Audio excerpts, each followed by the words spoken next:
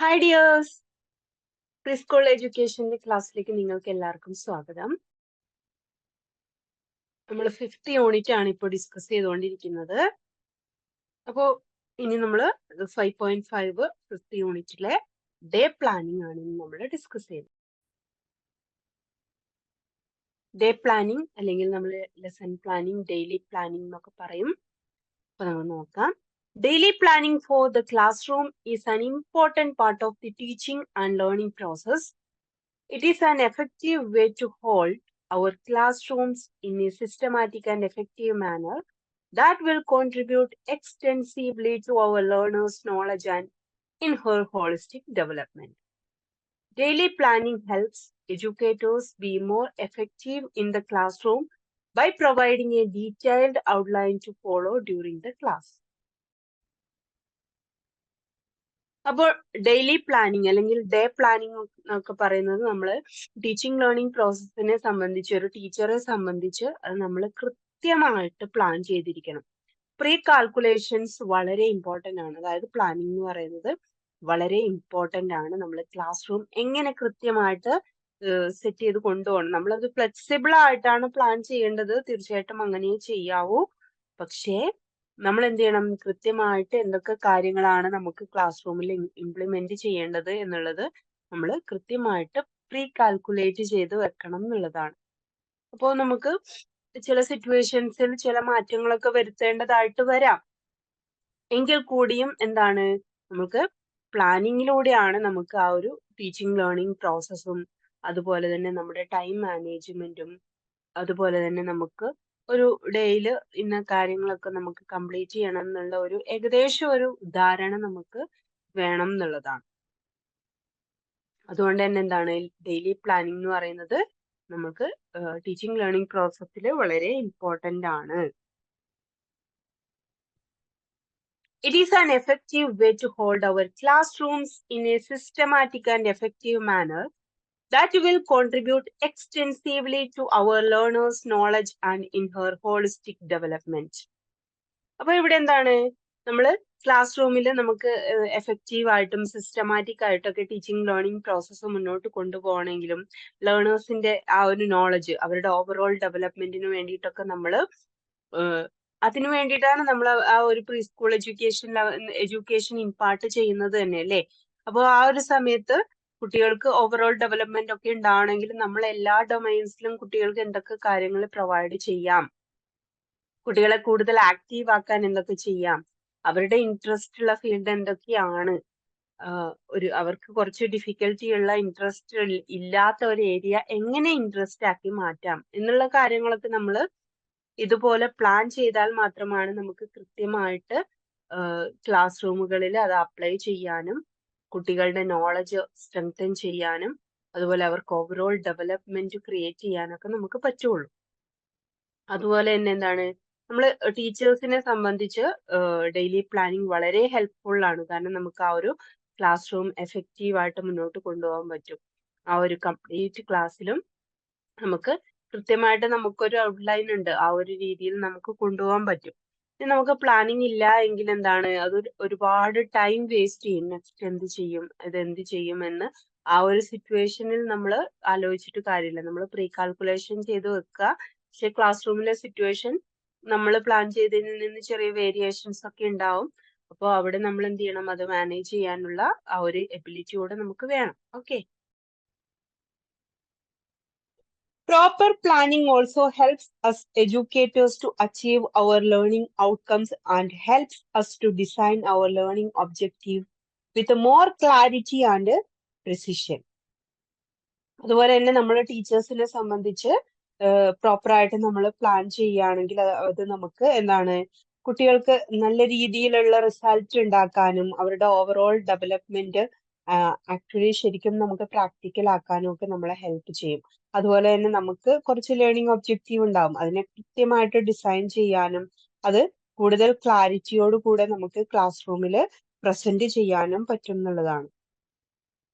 Not only daily planning helps us to achieve our learning outcomes, it rather helps us to adopt the most suitable and effective techniques in our classroom, as it gives the educator more clarity of the concept theme being done in the classroom. അപ്പൊ നമുക്ക് ആ ഒരു learning outcome കിട്ടുക എന്നുള്ളത് മാത്രമല്ല, അതിനേക്കാൾ കൂടുതൽ നമുക്ക് എന്താണ് ക്ലാസ് റൂമിൽ എന്തൊക്കെ ടെക്നിക്കുകൾ യൂസ് ചെയ്യാം എന്നുള്ളത്, ഏറ്റവും സുട്ടബിൾ ആയിട്ടുള്ള എഫക്റ്റീവ് ആയിട്ടുള്ള ടെക്നിക്കുകൾ ഏത് രീതിയിൽ യൂസ് ചെയ്യാം എന്നുള്ളത് നമുക്ക് അഡോപ്റ്റ് ചെയ്യാൻ നമ്മളെ ഈ ഒരു പ്ലാനിങ് ഹെൽപ്പ് ചെയ്യുന്നുള്ളതാണ്. അതുപോലെ തന്നെ നമ്മൾ പൊതുവെ പറയും, നമ്മൾ 1 അവർ ക്ലാസ് എടുക്കണമെങ്കിൽ 3 മണിക്കൂറെങ്കിലും നമ്മൾ പ്രിപ്പയർ ചെയ്തിരിക്കണം എന്ന് പറയും. കാരണം ആ ഒരു കോൺസെപ്റ്റിനെ കുറിച്ച്, ആ ഒരു തീമിനെ കുറിച്ച് ഒരു ടീച്ചർക്ക് കൃത്യമായിട്ടുള്ള ധാരണ ഉണ്ടാവണം എന്നുള്ളതാണ്. അപ്പോ നമ്മൾക്ക് ആദ്യം അത് നല്ല രീതിയിൽ ക്ലാരിറ്റി ഉണ്ടാവണമെങ്കിൽ മാത്രമാണ് നമ്മുടെ മുന്നിലിരിക്കുന്ന കുട്ടികളിലേക്ക് നമുക്കത് കൺവേ ചെയ്യാൻ പറ്റുന്നത്. ഏറ്റവും സിമ്പിൾ ആയിട്ട്, ഏറ്റവും ലളിതമായിട്ട്, സിമ്പിൾ ആയിട്ട് കുട്ടികൾക്ക് അത് മനസ്സിലാകാൻ പറ്റുന്ന രീതിയിൽ ആ ഒരു സബ്ജക്റ്റ് നമുക്ക് പ്രസന്റ് ചെയ്യാൻ പറ്റണം, അല്ലെ?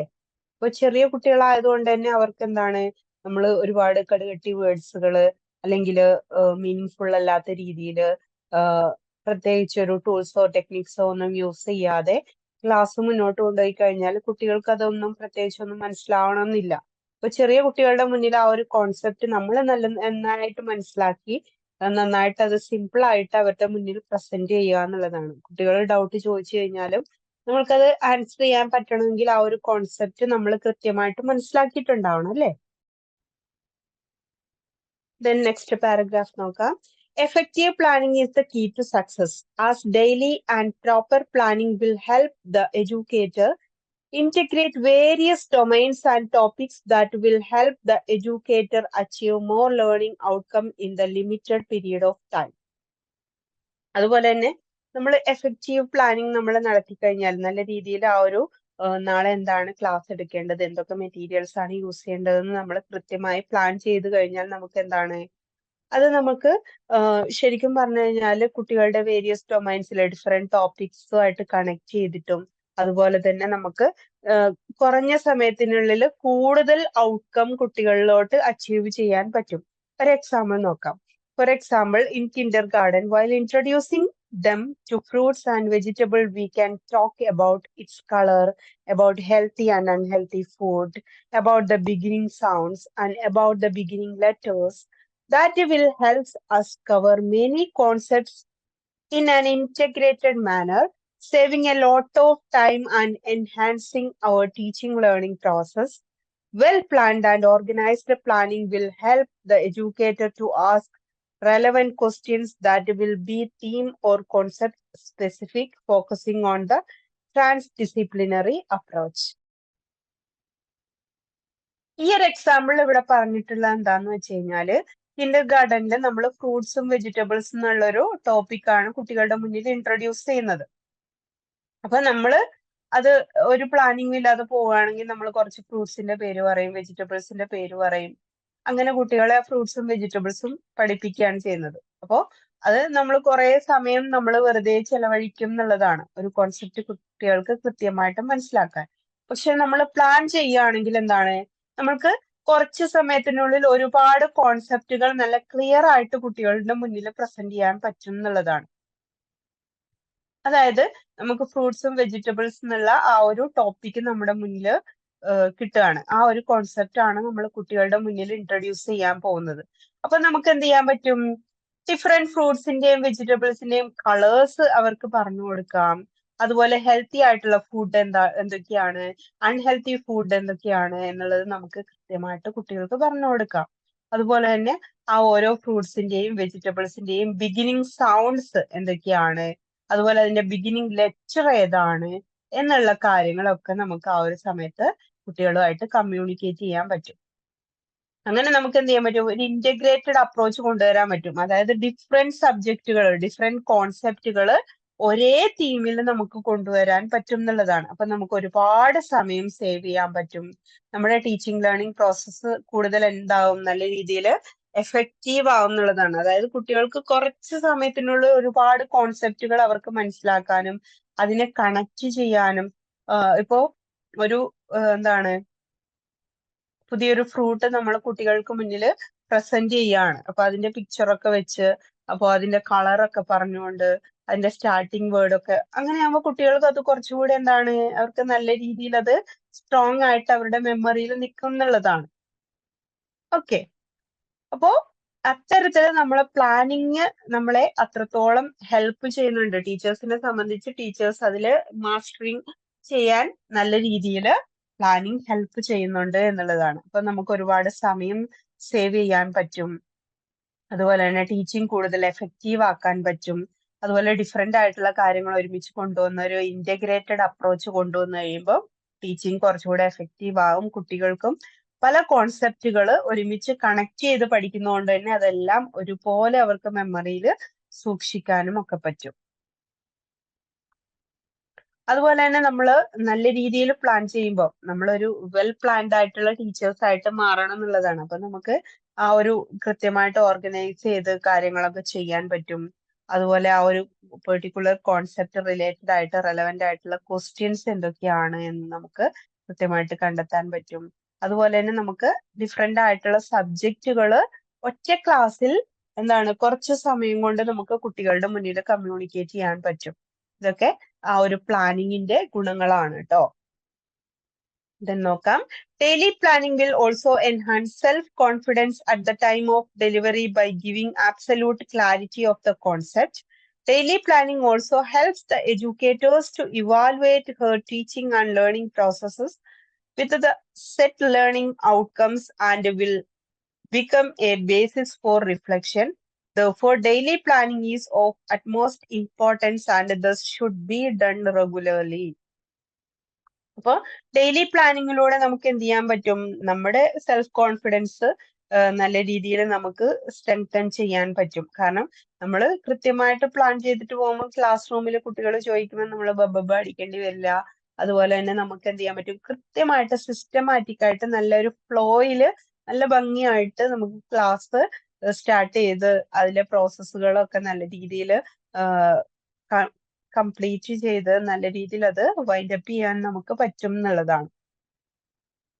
അതുപോലെ തന്നെ എന്താണ് ആ ഒരു കോൺസെപ്റ്റിനെ കുറിച്ച് നമുക്ക് ക്ലാരിറ്റി ഉള്ളത് കൊണ്ട് തന്നെ കുട്ടികൾ ഡൗട്ട് ചോദിച്ചു കഴിഞ്ഞാലോ അല്ലെങ്കിൽ എന്താണ് കുട്ടികളെല്ലാം ഇപ്പോൾ മറ്റുള്ള ക്ലാസ്സിലുള്ള ടീച്ചേഴ്സോ അല്ലെങ്കിൽ മറ്റുള്ള സ്റ്റുഡൻസോ ഒക്കെ ചോദിച്ചു കഴിഞ്ഞാലും ഹയർ ക്ലാസ്സിലുള്ള കുട്ടികളോ ഒക്കെ ചോദിച്ചു കഴിഞ്ഞാലും നമുക്ക് അതിനെക്കുറിച്ച് അവർക്ക് അത്യാവശ്യം നമുക്ക് ആ ഒരു കോൺസെപ്റ്റ് കമ്മ്യൂണിക്കേറ്റ് ചെയ്യാൻ പറ്റും എന്നുള്ളതാണ്.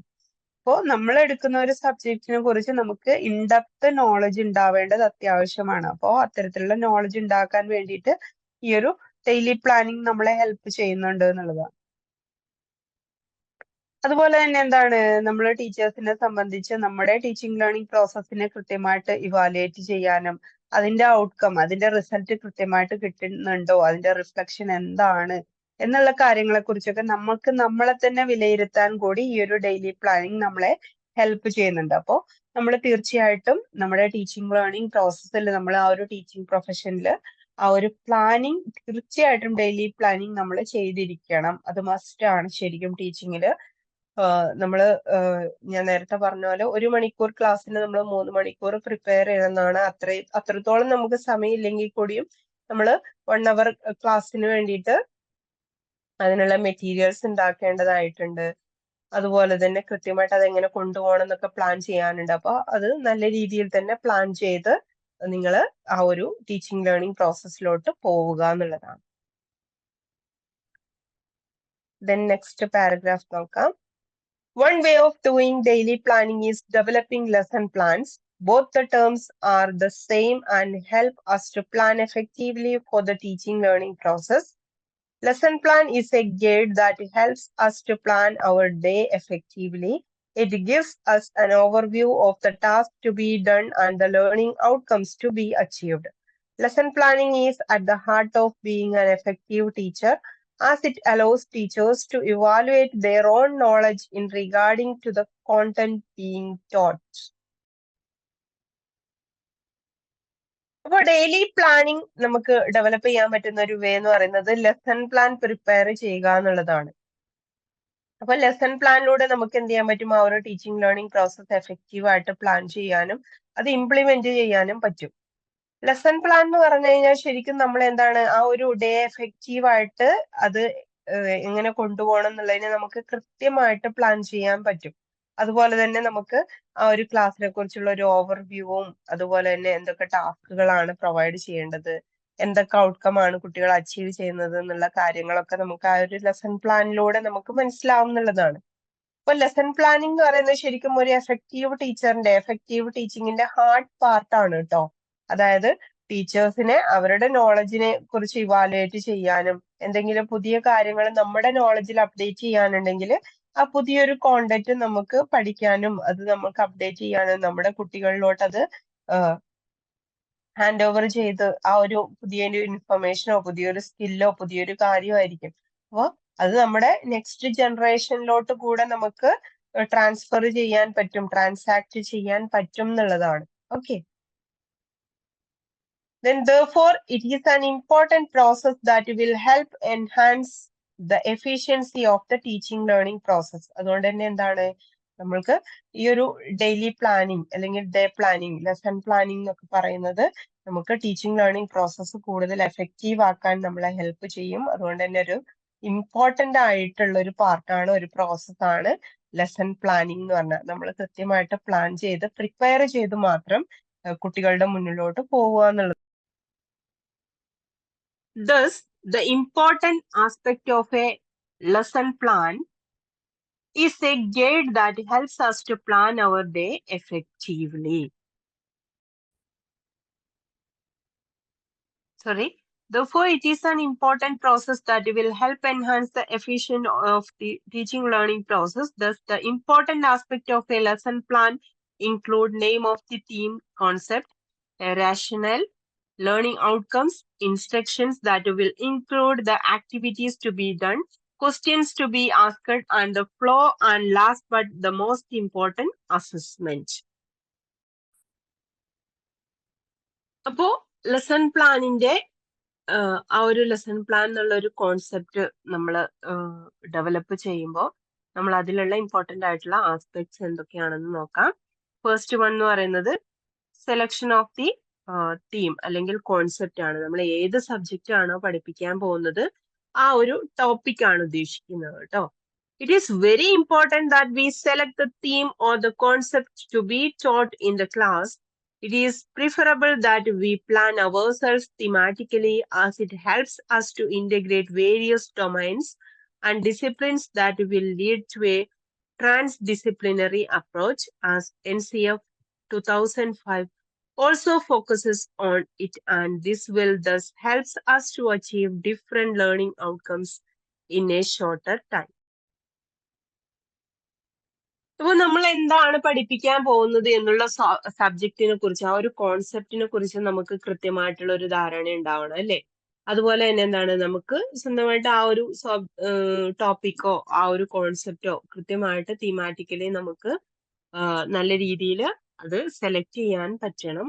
അതുപോലെ തന്നെ എന്താണ് നമുക്ക് ആ ഒരു പെർട്ടിക്കുലർ സബ്ജക്റ്റിന്റെ വേരിയസ് ഡൊമൈൻസിനുള്ള മറ്റുള്ള കാര്യങ്ങൾ കൂടി കണക്ട് ചെയ്തുകൊണ്ട് നമുക്കൊരു ട്രാൻസ്ഡിസിപ്ലിനറി അപ്രോച്ച് പോലെ അല്ലെങ്കിൽ ഒരു ഇന്റഗ്രേറ്റഡ് അപ്രോച്ച് പോലെ നമ്മള് ഫ്രൂട്ട്സും വെജിറ്റബിൾസും ചെറിയ ക്ലാസ്സിൽ എന്താണ് EVSന്റെ ഭാഗമായിട്ട് സയൻസിന്റെ ഭാഗമായിട്ടൊക്കെ ആയിരിക്കും നമ്മൾ പഠിക്കുക, കുട്ടികളെ പഠിപ്പിക്കുക അല്ലെ. ആ സമയത്ത് നമ്മൾ അവിടെ ഇംഗ്ലീഷ് കൊണ്ടുവരുന്നു. എങ്ങനെയാണ് അതിന്റെ സ്റ്റാർട്ടിങ് വേർഡ്സ് അല്ലെങ്കിൽ ഫസ്റ്റ് ലെറ്റർ അല്ലെങ്കിൽ നമ്മൾ എന്ത് ചെയ്യുന്നു ആ ഒരു പെർട്ടിക്കുലർ ടോപ്പിക് റിലേറ്റഡ് ആയിട്ടുള്ള റൈംസുകള് അതുപോലെ ഫസ്റ്റ് വേർഡ്സ് ലെറ്റേഴ്സ് സ്പെല്ലിങ് അങ്ങനെയുള്ള കാര്യങ്ങളൊക്കെ നമ്മൾ കുട്ടികൾക്ക് പറഞ്ഞു കൊടുക്കുമ്പോൾ ഇംഗ്ലീഷ് ആ ഒരു ലാംഗ്വേജും ലിറ്ററേച്ചറൊക്കെ അവിടെ വരികയാണ്. അതുപോലെ തന്നെ നമ്മൾ അതിന്റെ കളേഴ്സ് ഒക്കെ പറഞ്ഞു കൊടുക്കുമ്പോൾ GK പാർട്ട് കൂടെ അവിടെ വരികയാണ്. അങ്ങനെ ഡിഫറെന്റ് ആയിട്ടുള്ള സബ്ജക്ട്, അതാണ് national curriculum framework 2005 national curriculum framework നമ്മൾ സെക്കൻഡ് യൂണിറ്റില് നമ്മൾ പഠിച്ചിട്ടുള്ളതാണ് അല്ലെ. അപ്പോ അതിൽ പറയുന്നത് തന്നെ ഇത്തരത്തിലുള്ള ട്രാൻസ്ഡിസിപ്ലിനറി അപ്രോച്ച് കൊണ്ടുവരണം എന്നുള്ളതാണ്. അതായത് സെയിം കോൺസെപ്റ്റിൽ തന്നെ വ്യത്യസ്തമായിട്ടുള്ള സബ്ജക്റ്റുകൾ ഇൻക്ലൂഡ് ചെയ്തുകൊണ്ട് കുട്ടികൾക്ക് അവരുടെ ബ്രോഡ് ഇൻഡെപ്ത് ആയിട്ടുള്ള നോളജുകൾ കൊടുക്കുക, അവരുടെ ഓവറോൾ ഡെവലപ്മെന്റിലോട്ട് അത് ഹെൽപ്പ് ചെയ്യുന്ന രീതിയിലുള്ള ഒരു ക്ലാസ് റൂം ആക്കി നമ്മൾ മാറ്റണം എന്നുള്ളതാണ്. അതുപോലെ നമ്മൾ കുറച്ച് സമയത്തിനുള്ളിൽ കൂടുതൽ എഫക്റ്റീവ് ആയിട്ട് ഒരുപാട് കാര്യങ്ങൾ കുട്ടികളിലോട്ട് അവർക്കൊരു ബേർഡനും ഇല്ലാതെ അവർക്കൊരു സ്ട്രെസ്സും ഇല്ലാതെ വളരെ സിമ്പിൾ ആയിട്ട് ഇതുപോലെ കൺവേ ചെയ്യുക എന്നുള്ളത് ഈ ഒരു ട്രാൻസ് ഡിസിപ്ലിനറി അപ്രോച്ചിന്റെ ഭാഗമായിട്ടുള്ളതാണ്. അപ്പോൾ നമ്മുടെ നാഷണൽ കരിക്കുലം ഫ്രെയിംവർക്കും ഇതിനെ ഫോക്കസ് ചെയ്യുന്നുണ്ട് എന്നുള്ളതാണ്. ദെൻ സെക്കൻഡ് വൺ എന്ന് പറയുന്നത് ലേണിംഗ് ഔട്ട്കം ആണ്. It is of utmost importance that we as educators identify our learning outcome to be achieved during a session. These learning objectives will easily help us to identify the lessons, drawbacks, and its strengths. It will lay the foundation for our teaching learning process.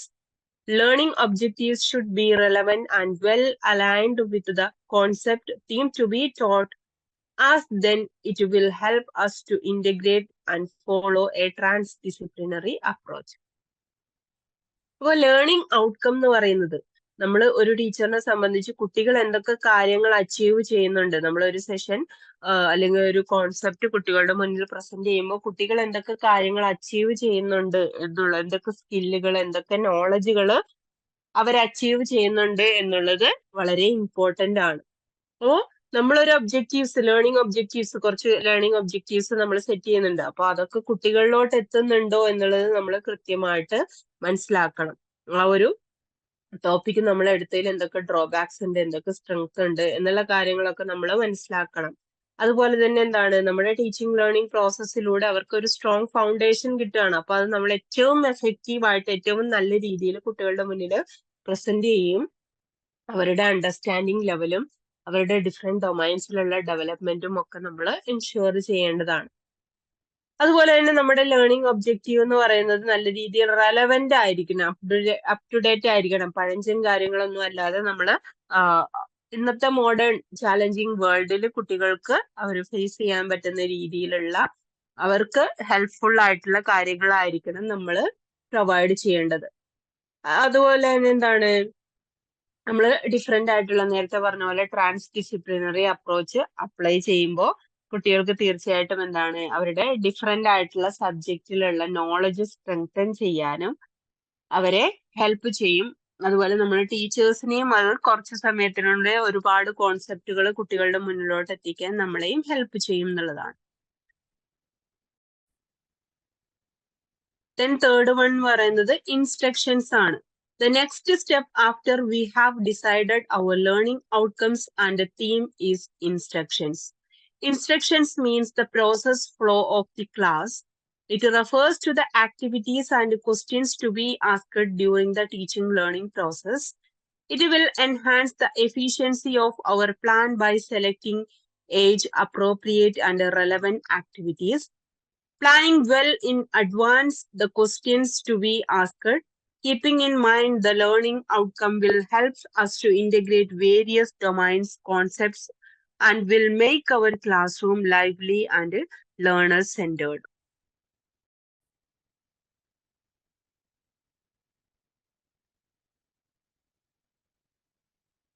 അപ്പോൾ ഇവിടെ instruction കൊണ്ട് ഉദ്ദേശിക്കുന്നത് നമ്മൾ class room എങ്ങനെ കൊണ്ടുപോകുന്നു, ആ class റൂമിലുള്ള active ആയിട്ടുള്ള അല്ലെങ്കിൽ ഡിഫറെന്റ് ആയിട്ടുള്ള ആക്ടിവിറ്റീസ്, ആ ഒരു ഫ്ലോ ഓഫ് ക്ലാസ് ആണ് ഇൻസ്ട്രക്ഷൻസ് കൊണ്ട് ഉദ്ദേശിക്കുന്നത്.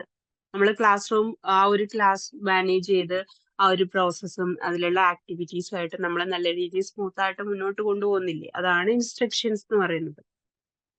അപ്പോൾ നമുക്ക് ആ ഒരു ഇൻസ്ട്രക്ഷൻസിലൂടെ നമുക്ക് എന്ത് ചെയ്യാൻ പറ്റണം, കൃത്യമായിട്ടുള്ള ലേണിംഗ് ഔട്ട്കം നമുക്ക് കൊണ്ടുവരാൻ പറ്റണം എന്നുള്ളതാണ്. അപ്പോൾ നമ്മൾ ഡിഫറെന്റ് ആയിട്ടുള്ള ആക്ടിവിറ്റീസ് ഇൻക്ലൂഡ് ചെയ്യേണ്ടത് വരും. അതുപോലെ ടീച്ചിങ് ലേണിംഗ് പ്രോസസ്സിന്റെ ഇടയിൽ കുട്ടികളോട് ക്വസ്റ്റ്യൻസ് ഒക്കെ ചോദിക്കേണ്ടതായിട്ട് വരും. അപ്പോൾ നമുക്ക് അവിടെ എന്താണ് എഫിഷ്യന്റ് ആയിട്ട് നമുക്ക് കൃത്യമായിട്ട് റെലവെന്റ് ആയിട്ടുള്ള ആക്ടിവിറ്റീസ്, അപ്രോപ്രിയേറ്റ് ആയിട്ടുള്ള കൃത്യമായിട്ട് ഓരോ കോൺസെപ്റ്റിനും ആപ്റ്റ് ആയിട്ടുള്ള വളരെ എഫക്റ്റീവ് ആയിട്ടുള്ള ഡിഫറെന്റ് ആയിട്ടുള്ള ആക്ടിവിറ്റീസ് കൊണ്ടുവരണമെങ്കിൽ നമ്മൾ കൃത്യമായിട്ട് നല്ല രീതിയിൽ പ്ലാൻ ചെയ്താൽ മാത്രമേ നമുക്ക് ആ ഒരു രീതിയിൽ ആക്ടിവിറ്റീസ് ഒക്കെ നല്ല രീതിയിൽ സ്ട്രക്ചേർഡ് ആയിട്ട് നമുക്ക് ക്ലാസ് റൂമിൽ കൊണ്ടുവരാനും നല്ല രീതിയിൽ ക്ലാസ് റൂം മാനേജ് ചെയ്ത് മുന്നോട്ട് കൊണ്ടുപോകാൻ പറ്റുള്ളൂ. അപ്പൊ നല്ലൊരു ഫ്ലോയിൽ ക്ലാസ് കൊണ്ടുപോകണമെങ്കിൽ നമ്മൾ തീർച്ചയായിട്ടും നല്ല രീതിയിൽ പ്ലാൻ ചെയ്തിരിക്കണം എന്നുള്ളതാണ്. അതുപോലെ തന്നെ നമ്മൾ നല്ല രീതിയിൽ അഡ്വാൻസ്ഡ് ആയിട്ട് നമ്മൾ പ്ലാൻ ചെയ്യണം. നല്ല രീതിയിൽ അഡ്വാൻസ്ഡ് ആയിട്ടുള്ള ക്വസ്റ്റ്യൻസ് ഒക്കെ ചോദിക്കുക.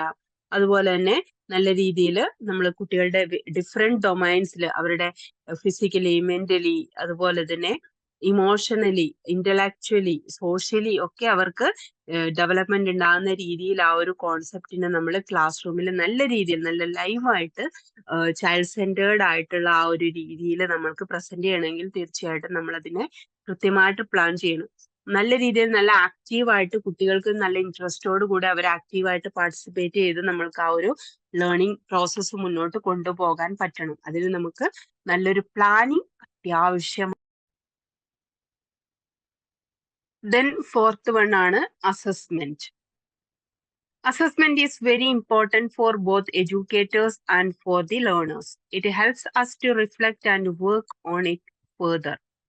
It is a way through which we as educators can improve our teaching methodologies.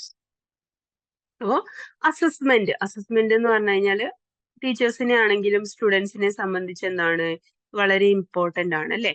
അപ്പോ ടീച്ചേഴ്സിനാണെങ്കിലും അവരുടെ ടീച്ചിങ് എത്രത്തോളം എഫക്റ്റീവ് ആണ്, കുട്ടികൾക്കാണെങ്കിലും അവരുടെ അണ്ടർസ്റ്റാൻഡിങ് എത്രത്തോളം ഉണ്ട് എന്നുള്ള കാര്യങ്ങളുടെ ഒക്കെ ഒരു റിഫ്ലക്ഷൻ ആണ് ശരിക്കും അസസ്മെന്റ് എന്ന് പറയുന്നത്.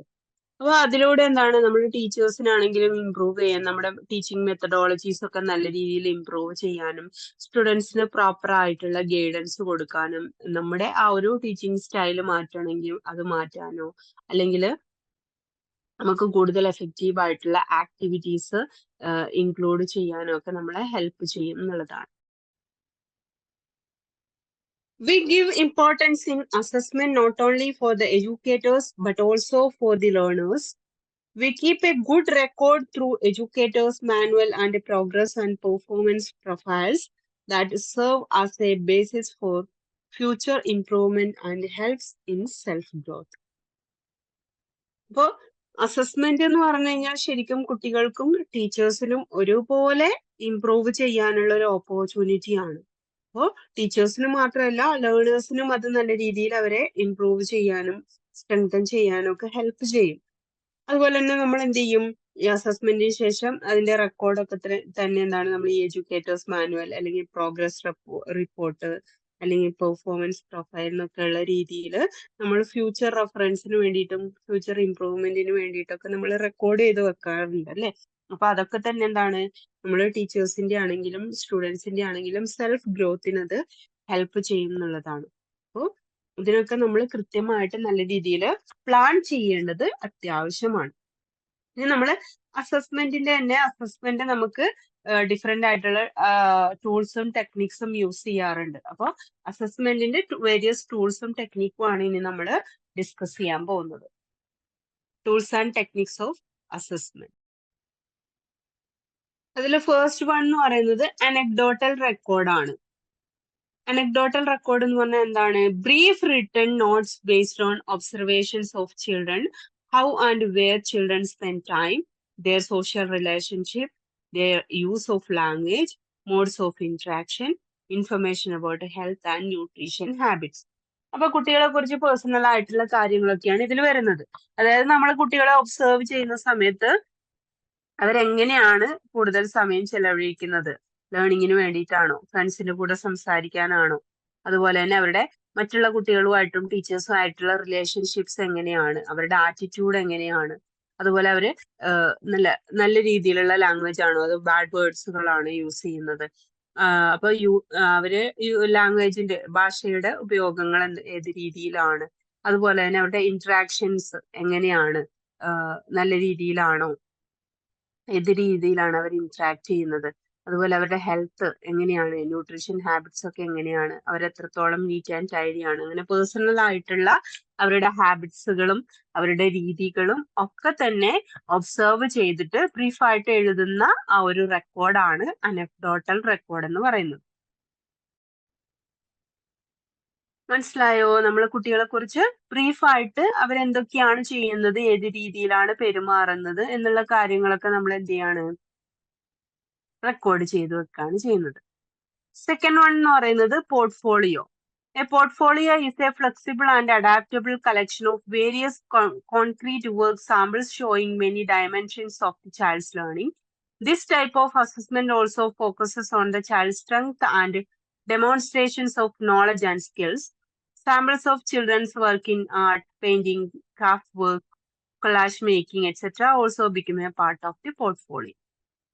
അപ്പൊ പോർട്ട്ഫോളിയോ എന്ന് പറഞ്ഞു കഴിഞ്ഞാൽ കുട്ടികൾക്ക് അവരുടെ കഴിവുകൾ, അവരുടെ സ്കില്ലുകൾ, അവർക്കുള്ള നോളജുകൾ, അവരുടെ സ്ട്രെങ്തിനെ കൂടുതലും ഫോക്കസ് ചെയ്യുന്ന ഒരു അസസ്മെന്റ് ആണ്. അതായത് ഇവിടെ എന്ത് ചെയ്യും, കുട്ടികളുടെ ആ ഒരു ലേണിങ്ങിൽ അവര് കൂടുതൽ നല്ല രീതിയിൽ സ്കിൽഡ് ആയിട്ട് ചെയ്തിട്ടുള്ള കാര്യങ്ങൾ ഒക്കെ തന്നെ ടീച്ചേഴ്സ് എന്ത് ചെയ്യും, ചിലപ്പോൾ ഈ ഒരു ആർട്ട് വർക്കുകൾ, പെയിന്റിങ്, കുട്ടികൾ ചിലപ്പോൾ നമ്മൾ അസൈൻമെന്റ് പ്രൊജക്റ്റ് ഒക്കെ ആയിട്ട് കൊടുത്തിട്ടുള്ളതായിരിക്കും, ക്രാഫ്റ്റ് വർക്കുകൾ, കൊളാഷ് മേക്കിംഗ്, ഇതൊക്കെ എന്ത് ചെയ്യുന്നു ഈ പോർട്ട്ഫോളിയോയിൽ അതിന്റെ സാമ്പിളൊക്കെ കുട്ടികൾ ചെയ്തിട്ടുള്ള നമുക്ക് നല്ലതെന്ന് തോന്നുന്ന കാര്യങ്ങളൊക്കെ നമ്മൾ ഈ പോർട്ട്ഫോളിയോയുടെ കൂടെ അറ്റാച്ച് ചെയ്തൊക്കെ വെക്കും.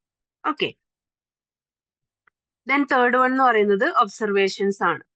Observation could be planned purposefully for observing a child or group of children in specific situation.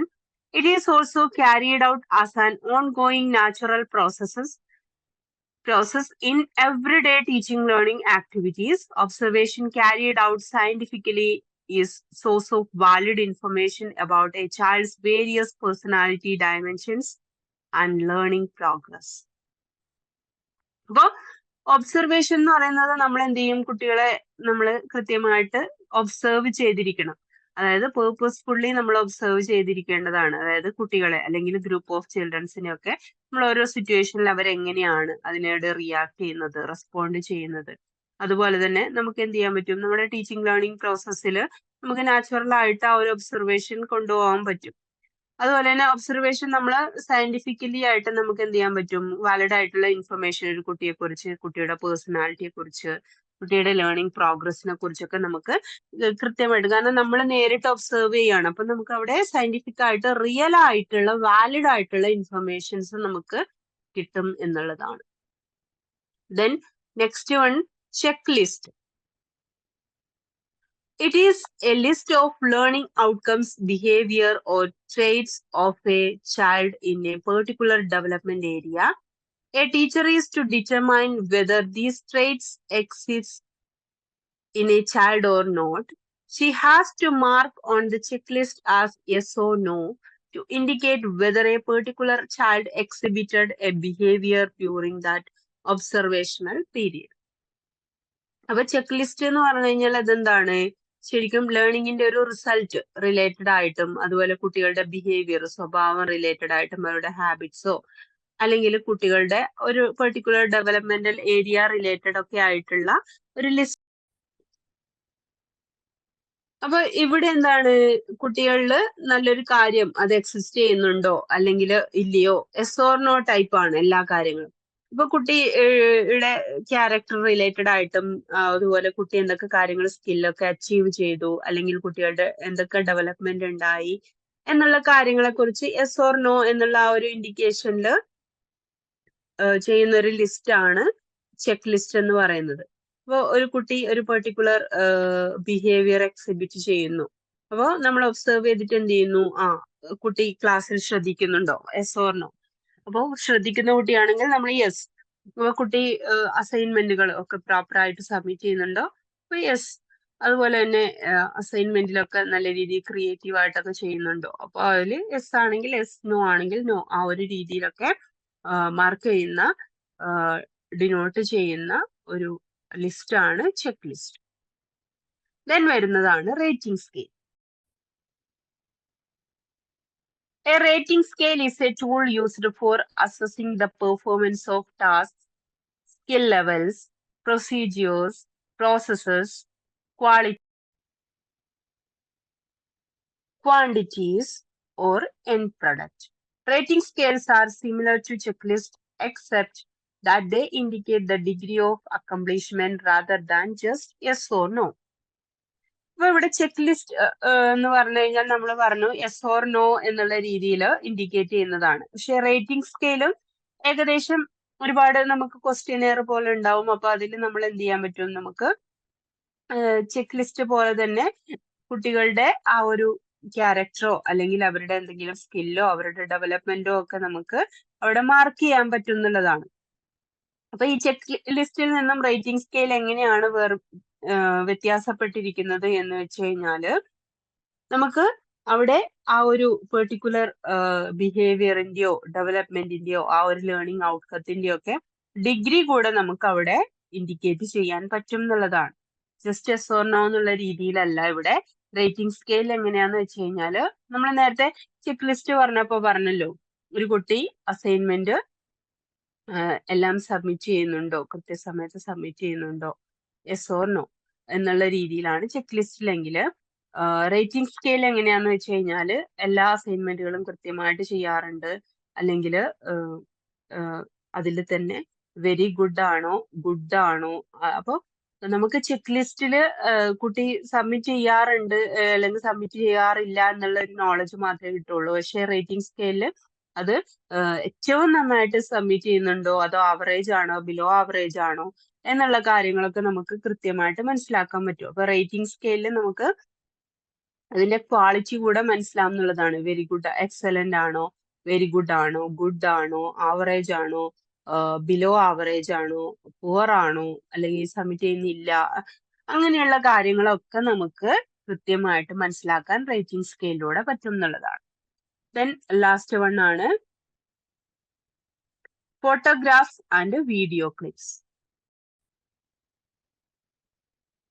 Videos and audio helps teachers to assess a child's progress and program progress and boost the motivation and confidence of children.